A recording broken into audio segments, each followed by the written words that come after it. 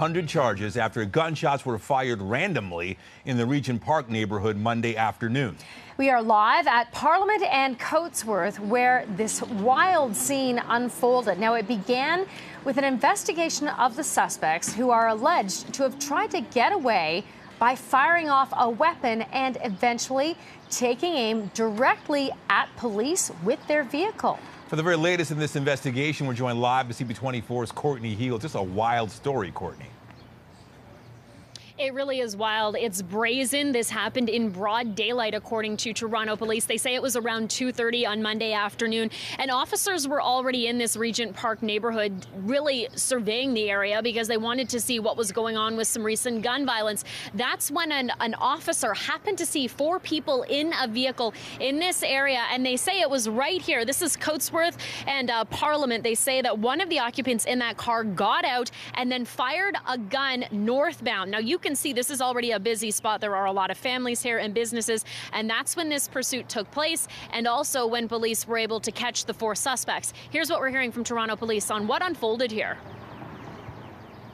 There could have been serious and significant injuries, and I think everyone's pleased that there were no injuries and that the damage was restricted to police cars and a taxi. But it was excellent police work, and they dealt with a very difficult situation. They resolved it safely and took 2 guns off the street. And there really was a lot in this pursuit after officers started to follow the vehicle with the 4 people inside.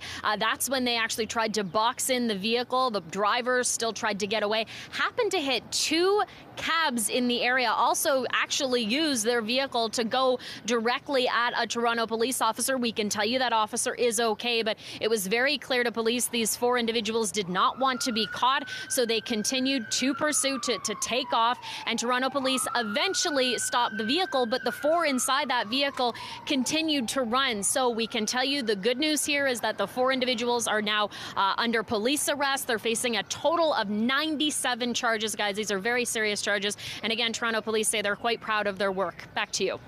Okay, Courtney, thank you. What was this, police pursuit?